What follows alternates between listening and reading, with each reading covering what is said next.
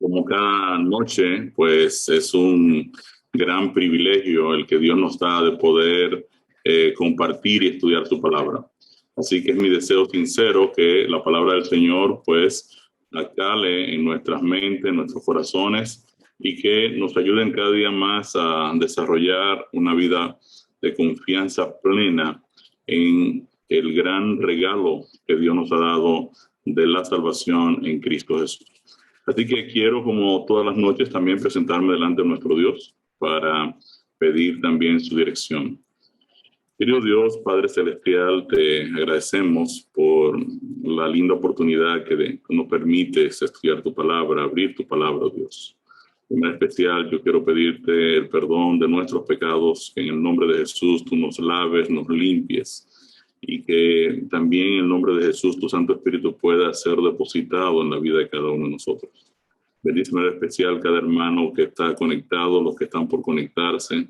Bendice también cada hogar aquí representado. Bendice, oh Dios, nuestros hogares, nuestras familias.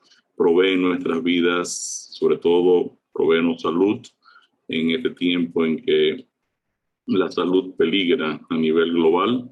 Queremos pedirte que tú te acuerdes de nosotros, tengas misericordia de nosotros y que, tal y como prometes en tu palabra, tú cuidarás de nosotros de tal manera que no haya plaga que toque nuestras moradas. Nos presentamos delante de ti para pedirte, oh Dios, que continúes cuidando de la vida de cada uno de nosotros. Ahora que vamos a abrir tu palabra, queremos pedir una bendición especial y que tu Santo Espíritu nos guíe, nos dirija y nos ayude cada día más a crecer en el conocimiento tuyo y en el conocimiento de tu salvación. Gracias, Padre Celestial, en el nombre de Jesús. Amén. Bien, en la entrega anterior, pues hicimos un pequeño repaso de la ley de Dios y dijimos que esta tiene fundamentalmente dos objetivos. El primero es mostrarnos el pecado tal y como señala Romanos 3:20.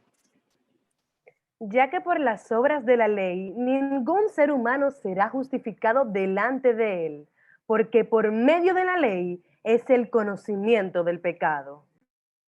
Excelente. Eso quiere decir que una de las primeras funciones que tiene la santa ley de Dios es señalar lo que es pecado. Obviamente, el Evangelio se enfoca en resolver dos problemas fundamentales, tanto el problema de la muerte como el problema del pecado.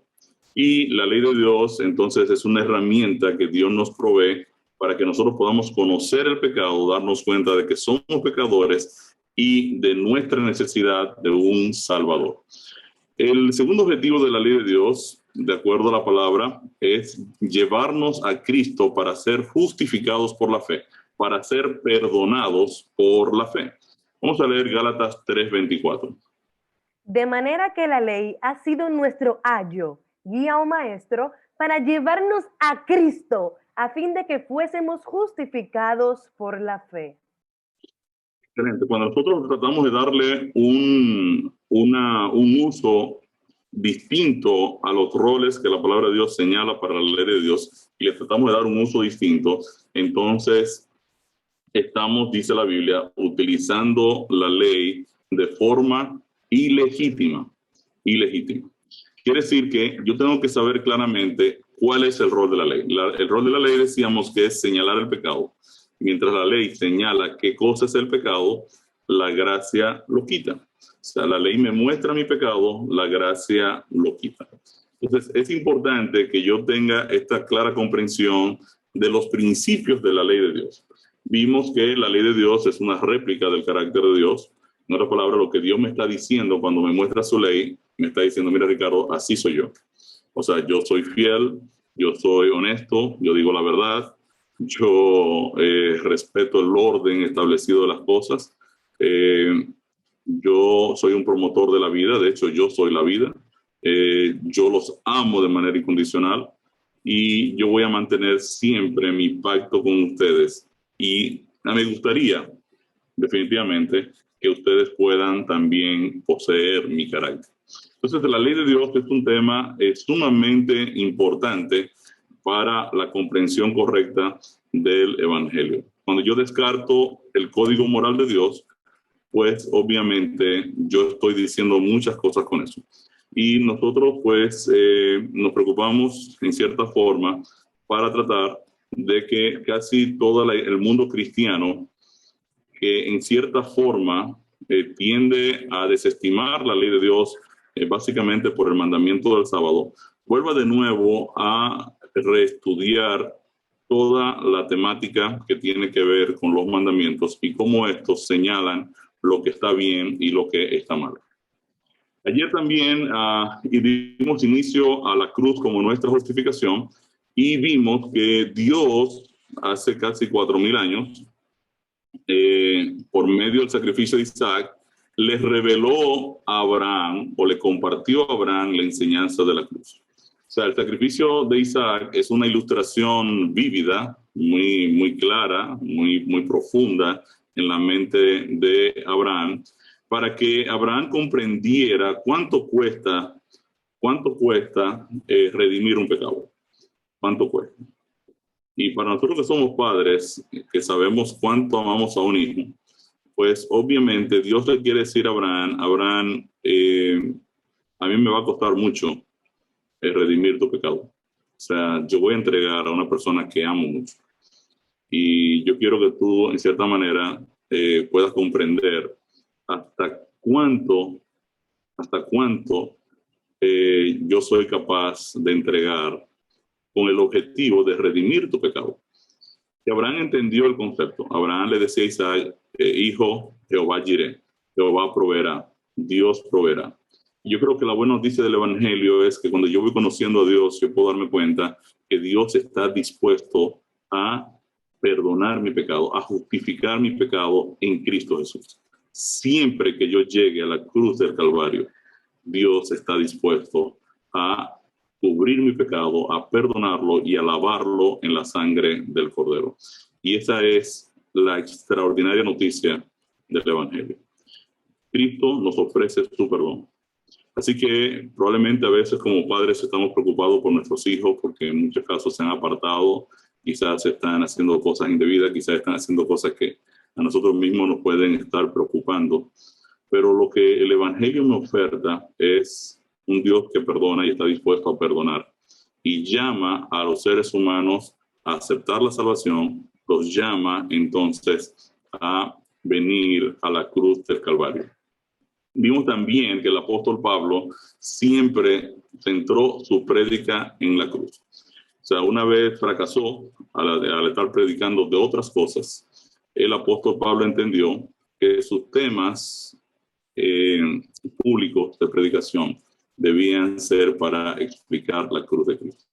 Y le dijo a los corintios que ese fue su enfoque, en 1 Corintios 2, 1 y 2. Así que, hermanos, cuando fui a vosotros para anunciaros el testimonio de Dios, no fui con excelencia de palabras o de sabiduría, pues me propuse no saber entre vosotros cosa alguna, sino a Jesucristo y a este crucificado. Excelente. También en Gálatas 6:14 el apóstol Pablo declara: pero lejos esté de mí gloriarme, sino en la cruz de nuestro Señor Jesucristo, por quien el mundo me es crucificado a mí y yo al mundo.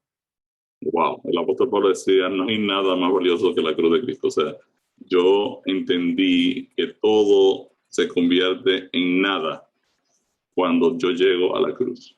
Y tiene que ser así, porque vimos en la historia de Ricardo esos dos graves problemas que Ricardo padece. Primero, Ricardo está condenado a muerte por ser pecador. Y el otro problema que Ricardo tiene es que es adicto al pecado. Entonces, el Evangelio tiene que resolver dos problemas. Primero, tiene que resolver el hecho de la condena a muerte que gravita sobre el pecador, en este caso sobre todos nosotros, y tiene que resolver el hecho de que el pecador está esclavizado al pecado y peca con facilidad. O sea, el Evangelio tiene que resolver el hecho de que por ser pecadores estamos condenados a muerte, y al mismo tiempo tiene que remover aquello que está ocasionando mi muerte. O sea, tiene que proveerme una solución al hecho de que yo sigo pecando. Entonces, estos son los dos enfoques de el evangelio. Algunos psicólogos dicen que no existen los ex-adictos. O sea, hay una persona es adicta al alcohol. Cuando entra en un plan, pues obviamente se trata la enfermedad, se le dan los elementos para que él se mantenga, ¿verdad?, apartado del alcohol. Pero siempre está la tendencia de regresar al alcohol. Lo mismo pasa con una persona que está en las drogas, o una persona que está en la pornografía, o una persona que está haciendo cosas en la cual ha creado cierto nivel de adicción. Entonces, obviamente, los seres humanos son adictos al pecado.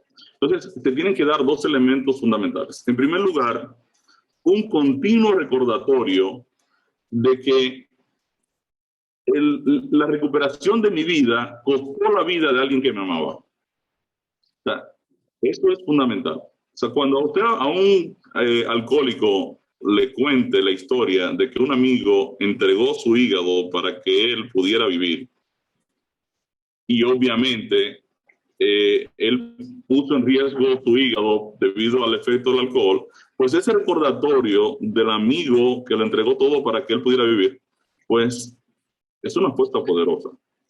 Es una apuesta poderosa para mantenerlo apartado del alcohol. Lo mismo pasa con el cristiano. El recordatorio continuo de lo que Cristo hizo por nosotros en la cruz del Calvario es un elemento poderoso para nosotros recordar lo que el pecado costó y lo que nuestra liberación costó de esta adicción.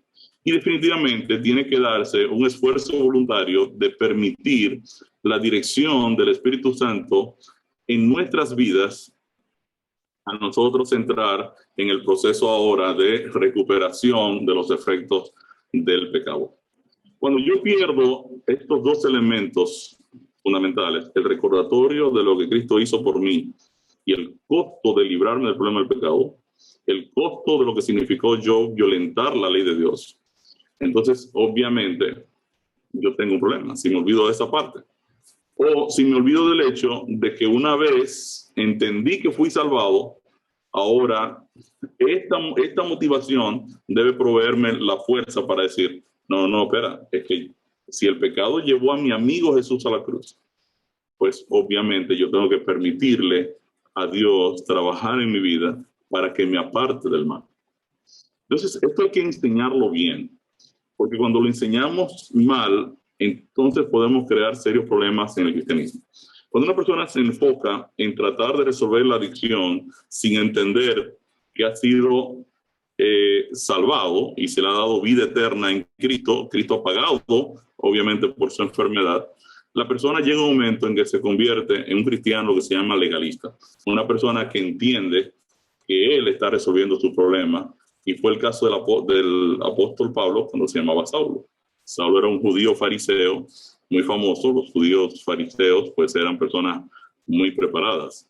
Contrario a lo que la mayoría de personas piensan, los fariseos eran personas muy correctas, eran muy religiosas, iban siempre a la iglesia, eran buenos diezmando y ofrendando, eran fieles a sus ritos, a sus costumbres, a sus tradiciones. Los fariseos eran una cosa impresionante.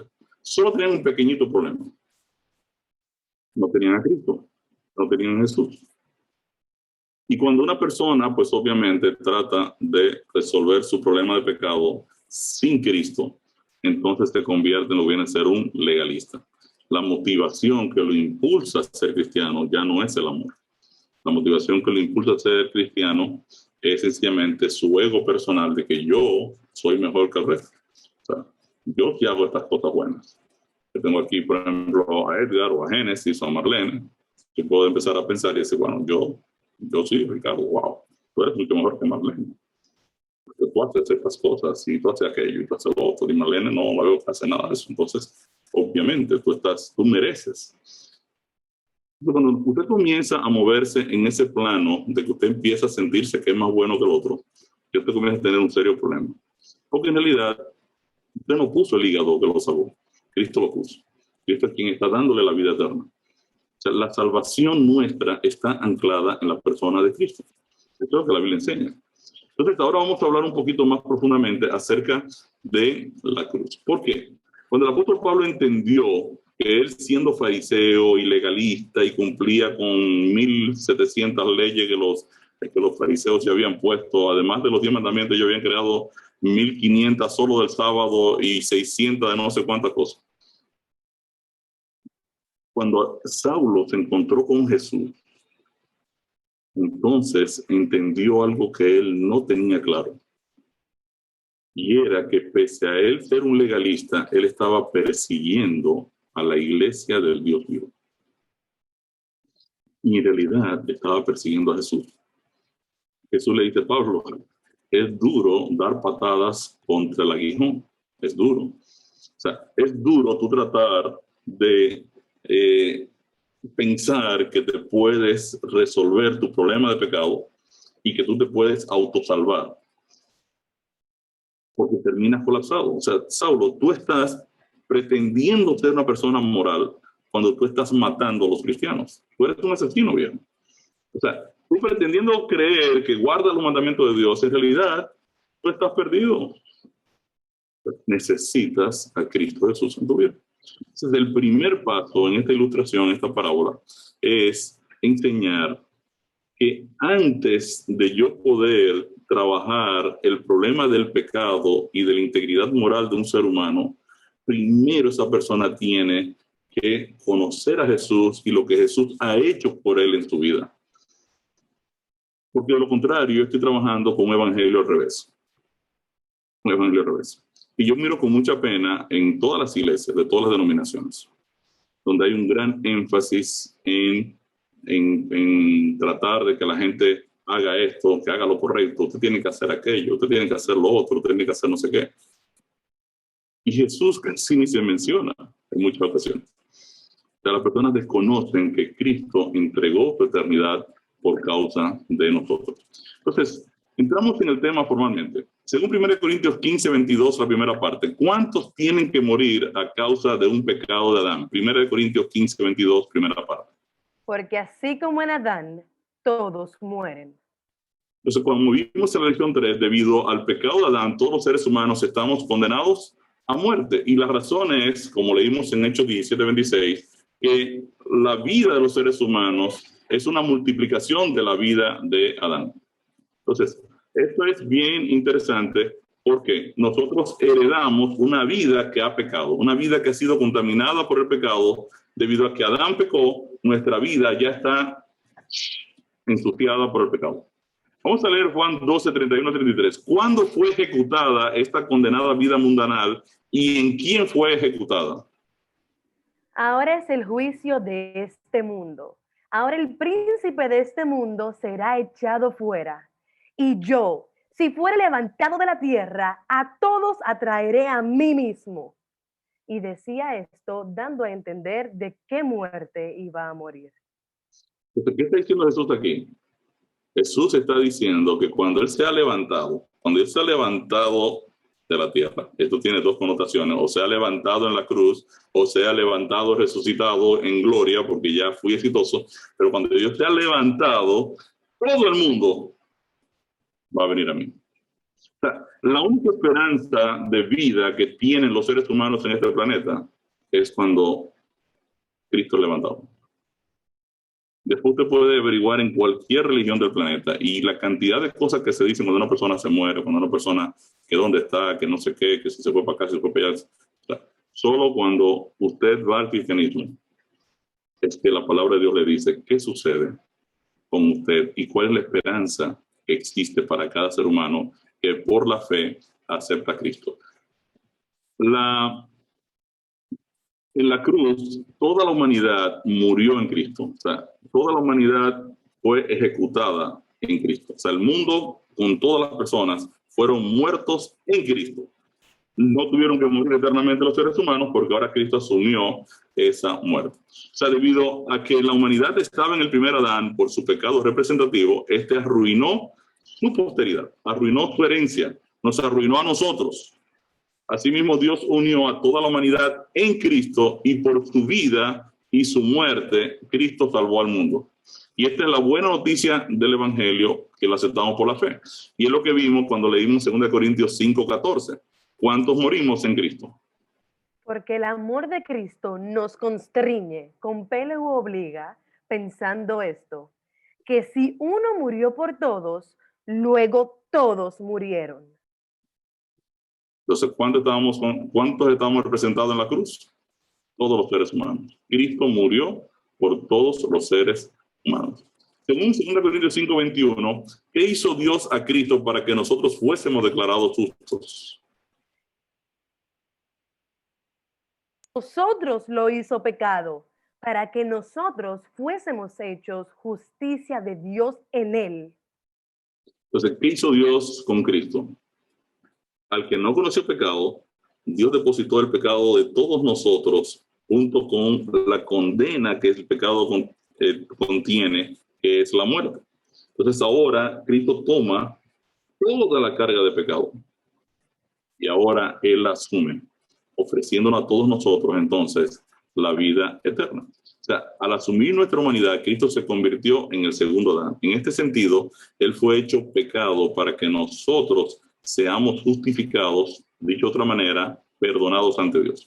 Recuerden que el término justificar es un término legal. La operación del Evangelio es una operación legal. La humanidad quedó culpable, condenada a muerte por una falta a una ley. O sea, Adán falló, Eva falló, ambos fallaron y quedaron condenados. Entonces, legalmente, Dios tiene que satisfacer la demanda que el pecado exige para devolver la vida de Adán y Eva y de los descendientes de ellos, que somos nosotros. Entonces, justificación es un término legal que indica que alguien ha pagado por la condena de otro. Lo explicamos hace unos días en el supremo sacrificio de Cristo. Justificar es, legalmente hablando, que alguien carga con la condena de otro. Según 1 Pedro 2:24, ¿quiénes murieron cuando Jesús cargó nuestros pecados en su cuerpo sobre el madero? Quien llevó él mismo nuestros pecados en su cuerpo sobre el madero, para que nosotros, estando muertos a los pecados, vivamos a la justicia, y por cuya herida fuisteis sanados. ¿Cuántos murieron? Todos morimos. En la cruz Cristo cargó nuestros pecados y pagó por la condena que la ley del pecado demandaba sobre cada uno de nosotros. O sea, dado que nuestros pecados son los frutos de nuestra naturaleza pecaminosa, al cargar Jesús nuestros pecados en la cruz, cargaba también nuestra condena. Como resultado de nuestra muerte en Cristo, Dios trata profundamente la raíz de nuestro problema de pecado. Y este es el poder salvífico de la cruz. O sea, el hecho de que Cristo pagó, murió, significa entonces que ahora, legalmente hablando, Dios puede reclamarle al pecado la raza humana completa y decirle al pecado: mire, querido pecado, lamentamos su participación, pero la humanidad ya está pagada por mi Hijo en la cruz del Calvario. O sea, todo el que por la fe acepte el sacrificio de mi Hijo, tiene asegurada la vida eterna. Este es el Evangelio. Gálatas 2:19. ¿Qué confesión hace Pablo acerca de sí mismo en relación con la ley? Porque yo por la ley soy muerto para la ley, a fin de vivir para Dios. Interesante, aquí hay un rejuego de palabras. Y el apóstol Pablo es especialista haciendo estos rejuegos de palabras. Yo por la ley soy muerto para la ley, a fin de vivir para Dios. O sea, en realidad, él está diciendo, por la ley del pecado, la ley del pecado demanda mi muerte, ¿verdad? Y en Cristo, pues obviamente yo he muerto a la ley y ya la ley del pecado no puede decir: Pablo, usted tiene que morir, porque ahora Cristo entra en acción y dice: un momento, pecado, ya Pablo no tiene que morir. Ya por tu ley, ya él está muerto. ¿Dónde está muerto? Murió en mí, yo morí por él, yo soy su sustituto. Y ahora él puede vivir para Dios. Ahora él tiene acceso a la vida eterna. O sea, porque todos hemos pecado, tenemos que morir. Ahora Jesús no vino a acabar con la pena de muerte que pende sobre nuestras cabezas, vino a cumplirla. Y en este sentido es que el apóstol Pablo reconoce que él murió a la ley, en Cristo él murió a la ley, para ahora vivir. Ahora él tiene la vida eterna que Cristo le ofrece porque ya Cristo pagó en su cuenta. Gálatas 2:20. ¿Cuándo el apóstol Pablo murió a la ley y por qué? Con Cristo estoy juntamente crucificado, y ya no vivo yo, mas vive Cristo en mí. Y lo que ahora vivo en la carne, lo vivo en la fe del Hijo de Dios, el cual me amó y se entregó a sí mismo por mí. Entonces, ¿cuándo el apóstol Pablo murió a la ley y por qué? Murió cuando Cristo murió. Cuando Cristo fue crucificado y murió, ahí todos morimos. Y ahora ya no vamos a vivir nosotros, sino que ahora Cristo va a tomar el control de nuestras vidas, va a tomar el control de nuestros pecados.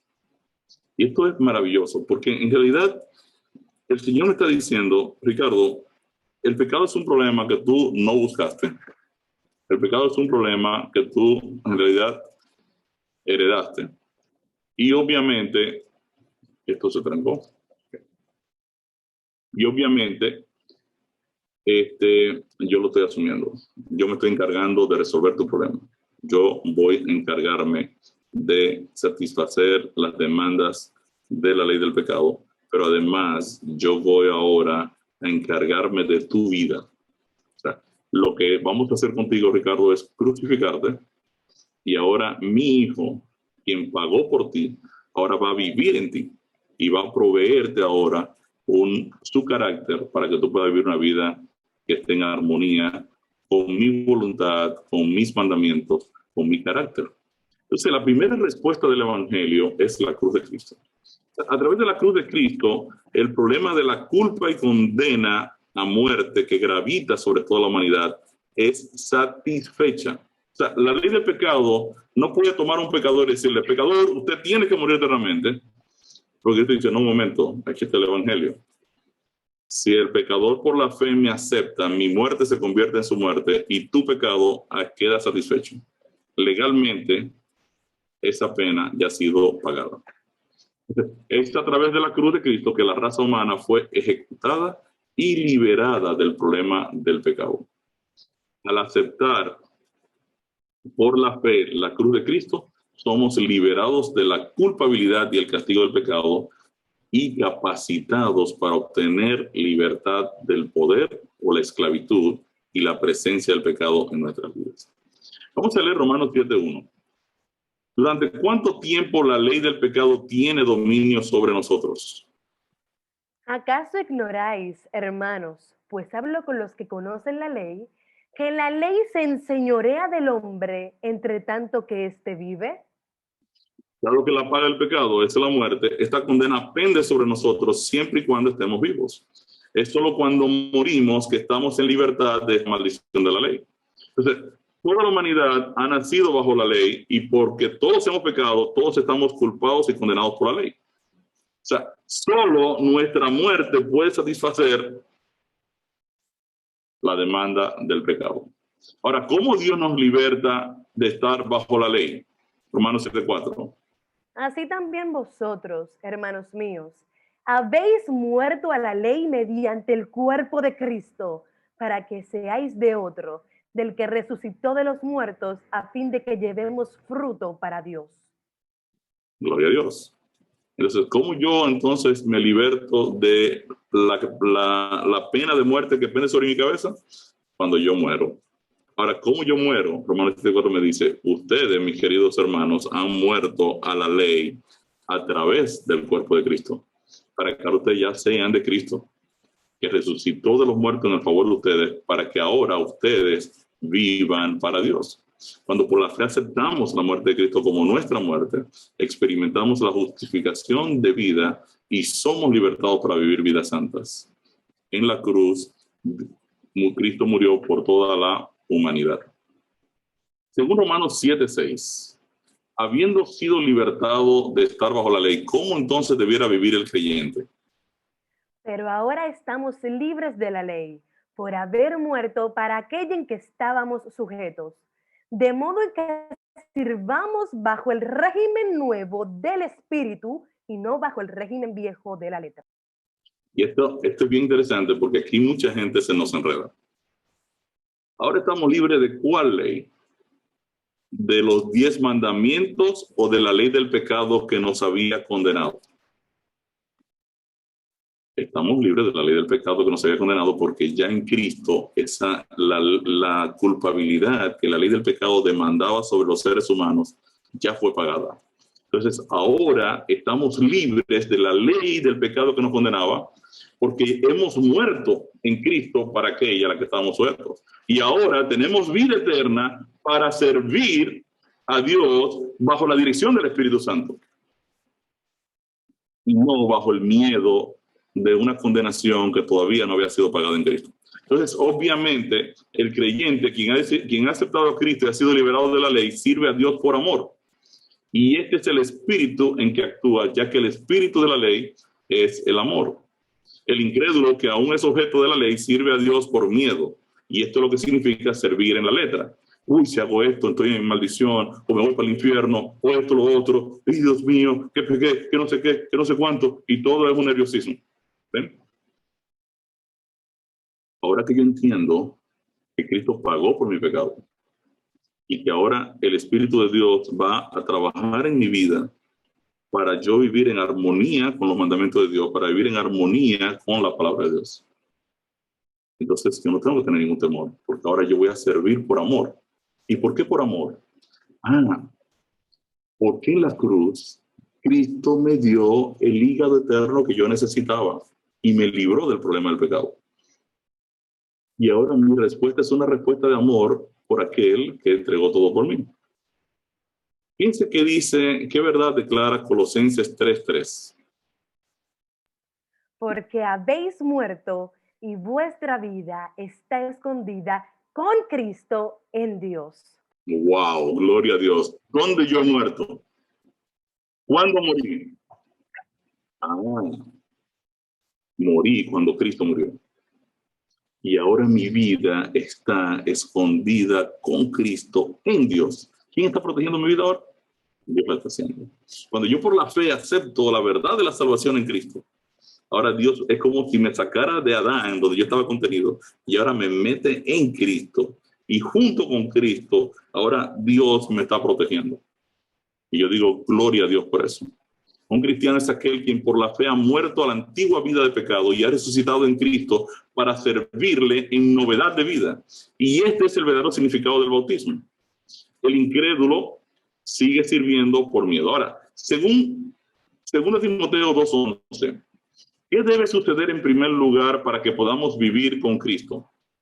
Palabra fiel es esta: si somos muertos con Él, también viviremos con Él. ¿Qué debe suceder primero? Yo tengo que morir. ¿Cómo muero? En Cristo. Cuando hicimos la historia de Cucho, el alcohólico, que su hígado, pues obviamente, ha colapsado. En realidad, para Cucho experimentar una nueva vida, él tuvo que morir. Y él murió porque tenía su hígado dañado. Ahora, ¿en quién murió Cucho? Murió en el amigo que le donó el hígado. ¿Ven? O sea, Cucho murió simbólicamente porque alguien murió en su lugar. Y ahora, él puede ahora vivir en el lugar del otro.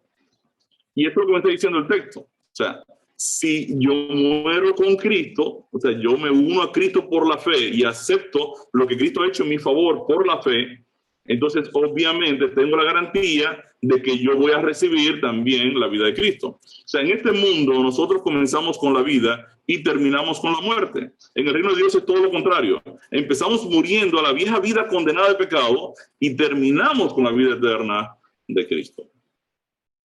Y esto lo vamos a ver en detalle cuando estudiemos el concepto del bautismo.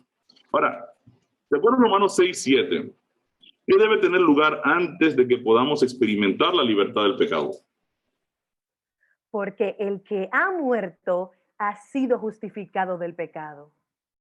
Wow. En otras palabras, si ya yo morí, el pecado ya no puede decir, usted tiene que morir otra vez, ¿no? Ya. Ahora, ¿cómo morí? En Cristo.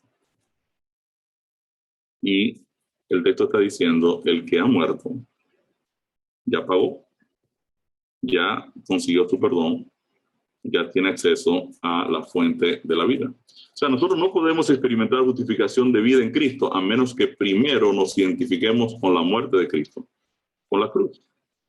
O sea, esta identificación, esta conexión con la cruz de Cristo, nosotros la realizamos cuando aceptamos a Jesucristo como nuestro Salvador. Y yo quiero decirle, mi querido, que uno de los grandes problemas en el mundo cristiano a través de los siglos es poder entender qué significa la salvación. Porque gran parte de la problemática de los años 1500, donde millones de personas murieron por no entender qué significa las obras, qué significa la gracia. O sea, cuando la iglesia se propuso presentar el concepto de que yo me salvo por mis buenas obras, lo que me está presentando es el viejo modelo farisaico, donde yo me enfoco en hacer cosas buenas sin Cristo en la escena, sin entender lo que Cristo ha hecho por mí en la cruz del Calvario, sin entender que antes de yo recibir, ¿verdad?, la ayuda de pecadores anónimos para librarme de la adicción al pecado, yo tenía que morir y entender la cruz. Y aquí es donde está el punto clave. ¿Yo me salvo por mis buenas obras o yo me salvo porque alguien pagó con su vida por mi redención?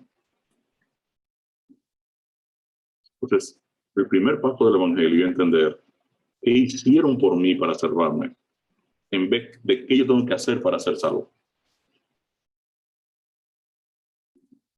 Y yo creo que es aquí donde está la grave problemática, porque hay muchos cristianos que entienden que son salvos porque están yendo a la iglesia, o porque están yendo más a la iglesia que otra gente que no van. Y probablemente Cristo no está en la dinámica de sus vidas. Y yo no lo quiero acusar a ustedes, porque yo he estado en muchas ocasiones en ese lado también de la calle, donde yo entendía que yo era así muy bueno, porque yo estaba haciendo muchas más cosas religiosas que otros que no están haciendo nada. Pero no conocía la cruz, no conocía lo que habían hecho por mí. Y mientras yo no conozca lo que han hecho por mí, no tiene sentido nada de lo que yo pueda hacer por yo salvarme.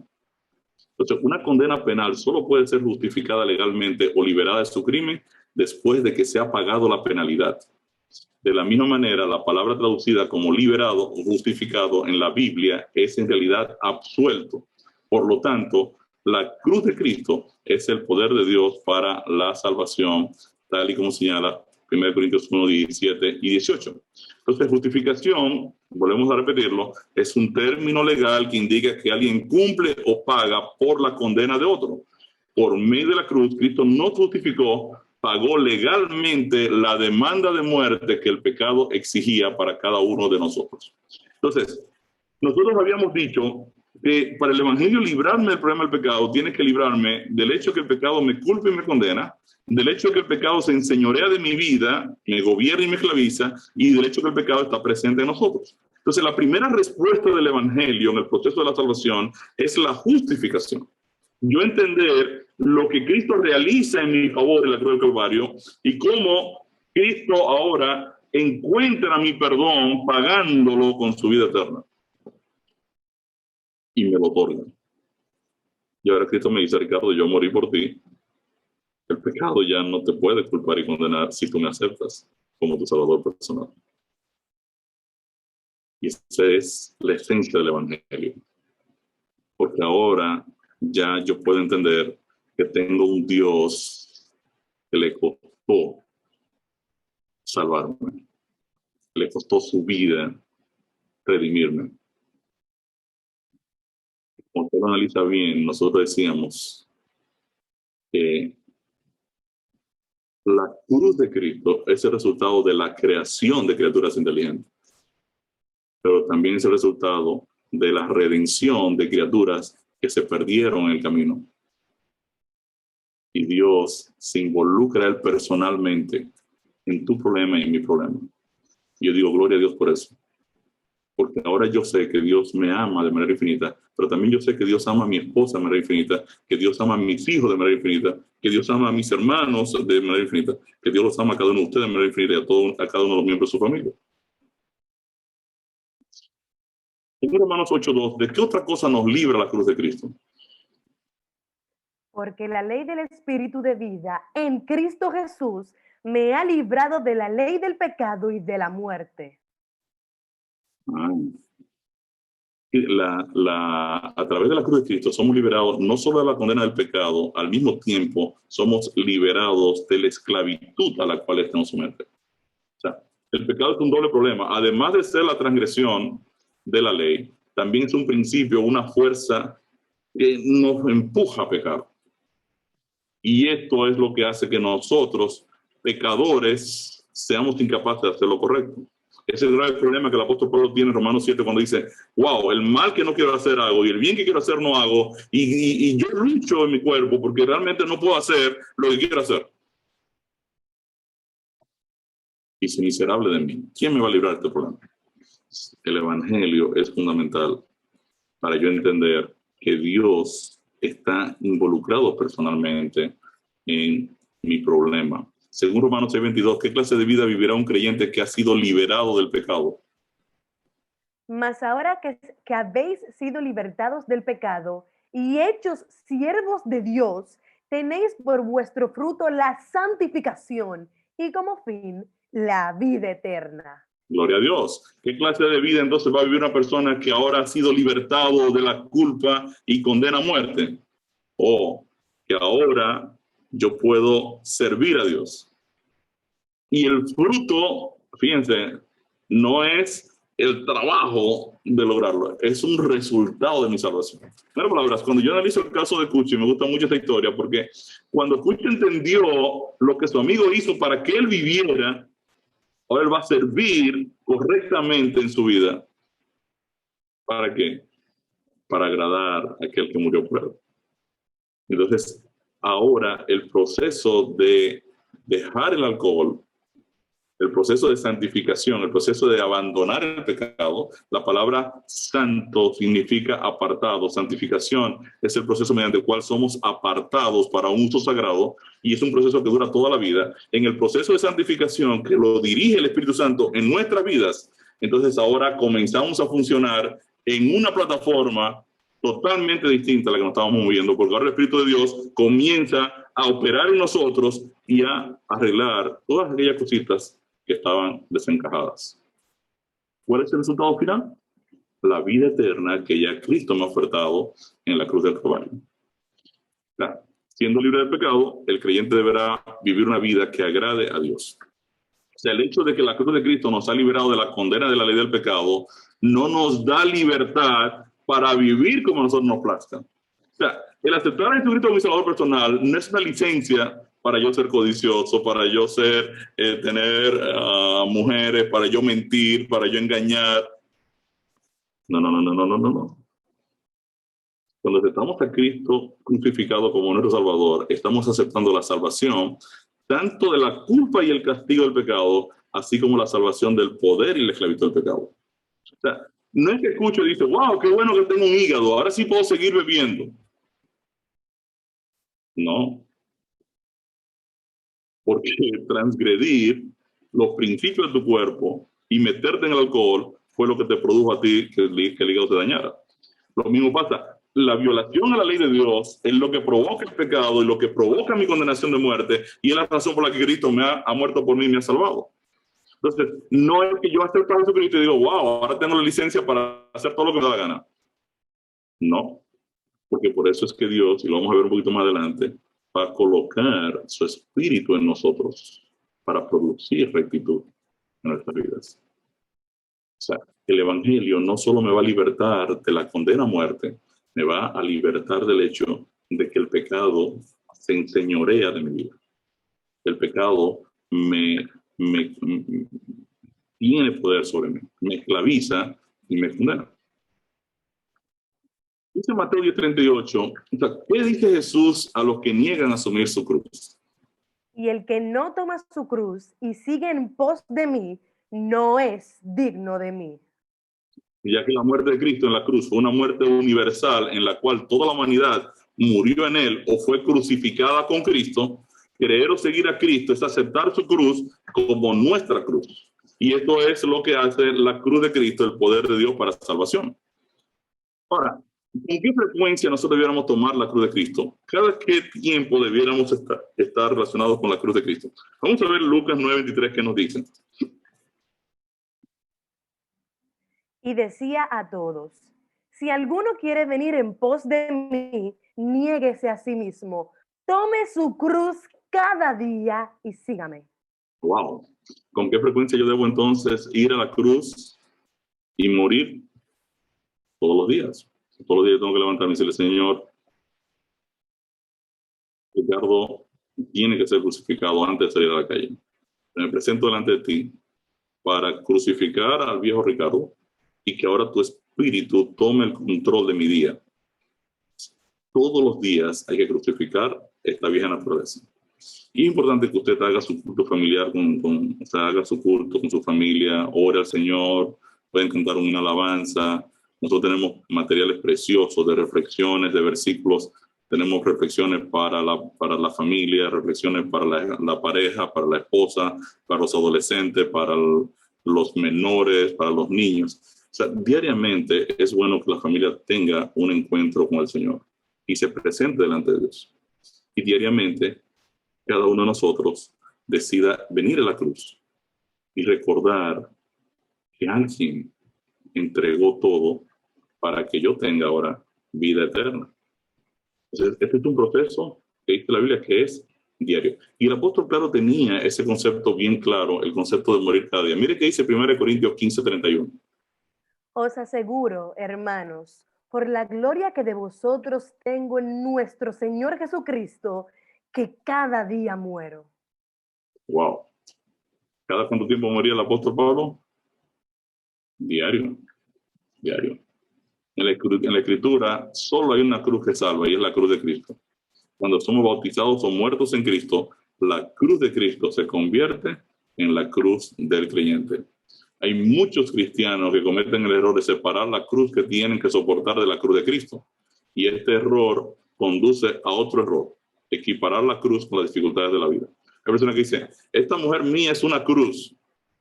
La Biblia no está hablando de esa cruz, ni está comparando a su mujer con una cruz.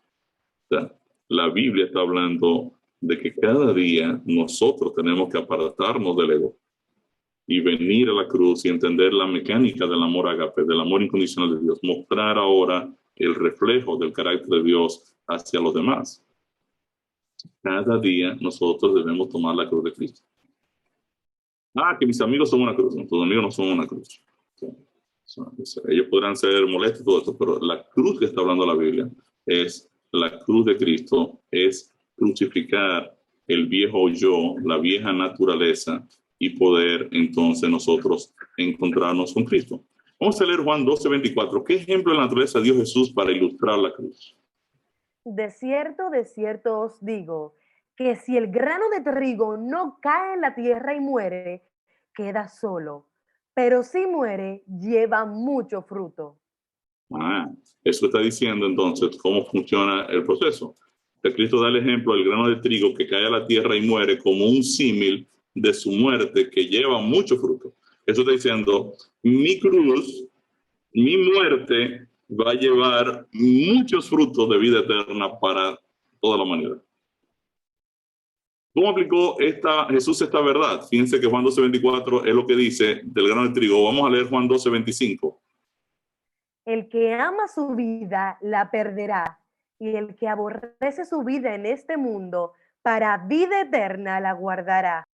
Al igual que la semilla debe morir para que en la primavera germine la vida y dé frutos, así también nosotros debemos morir a la antigua vida de pecado para poder resucitar en novedad de vida y dar fruto para Dios. Entonces el principio de la semilla es el principio de la cruz. Vamos a leer 1 Corintios 15:36. ¿Qué dijo el apóstol Pablo acerca del mismo principio de la semilla? Necio, lo que tú siembras no se vivifica, si no muere antes. Entonces, el cristianismo no es una mejora o una modificación de la vida de pecado con la que hemos nacido. Ah, bueno, él era antes muy malo, ahora es cristiano y ya no es tan malo. No, eso no es cristianismo. O sea, el cristianismo es el intercambio de nuestra antigua vida, que ahora es ejecutada, es crucificada en la cruz de Cristo, es muerta, ¿verdad? Para que ahora es intercambiada por la vida eterna que Dios nos dio en Cristo Jesús.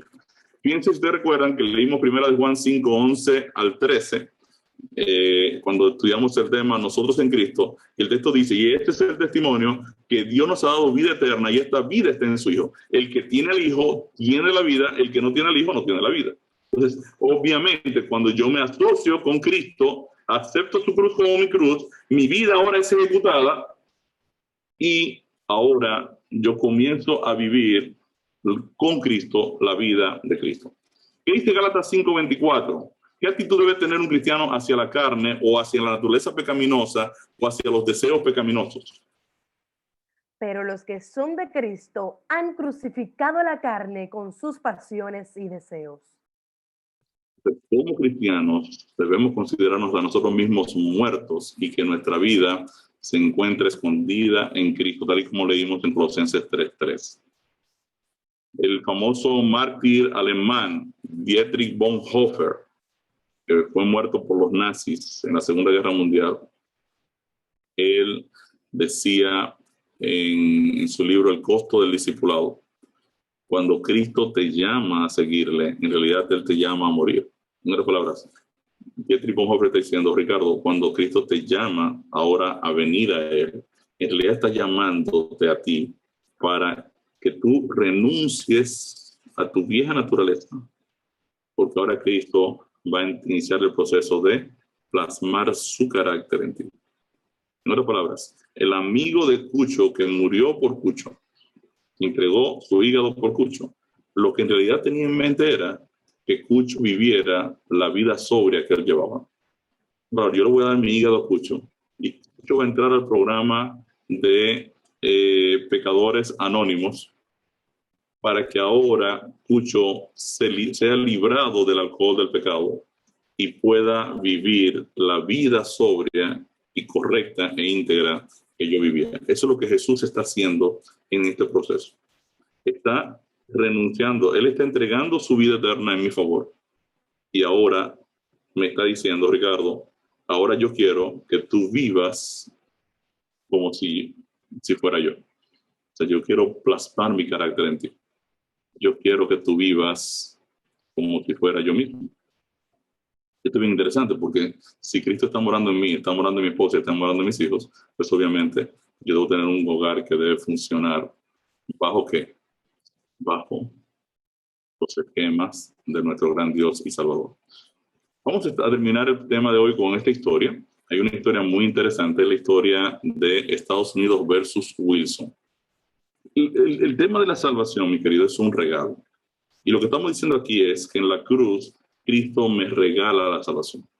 Él ocupa mi lugar, es mi sustituto y Él me regaló la salvación. Ahora, como todo regalo, yo puedo aceptar esa justificación, aceptar esa justicia que me es regalada, o yo puedo rechazarla. Yo puedo decir, no, no hay que regalarme nada. O sea, yo no quiero a Cristo, yo no quiero de nada que ver con Cristo, a mí no me interesa eso. Entonces, obviamente, la ley del pecado dice, bueno, si una vida eterna que está dispuesto a morir por ti, tú la rechazas, entonces tú tienes que pagar con tu muerte eterna por tu pecado. No hay de otra. O sea, la ley del pecado no permite que el pecado salga sin cobrar la vida. O cobra la vida del pecador o cobra la vida del sustituto del pecador. En este caso, Cristo fue quien pagó por todos.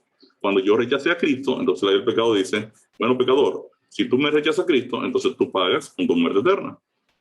Así es el negocio. Entonces, yo tengo que entender que la salvación es un regalo. Porque aquí es donde estuvo en la llave, el clic del problema de la reforma protestante. Lutero, que era un monje, obviamente, romano, de la iglesia romana. Lutero, que vivía haciendo cosas y tratando de ser bueno y hacía limosnas y aquellos, y se castigaba, se daba golpes y hacía penitencias. No se sentía que estaba en paz con Dios. Hasta que llega el libro de los Efesios, Efesios 2:8, donde dice, porque por gracia, por gratis, sois salvos, por medio de la fe. Y esto no de vosotros, pues es un regalo, es un don de Dios. No por obras para que nadie se gloríe. Entonces él dice, wow, pero yo he pasado la vida entera tratando de ser bueno y haciendo obras, cuando a mí me están regalando la salvación.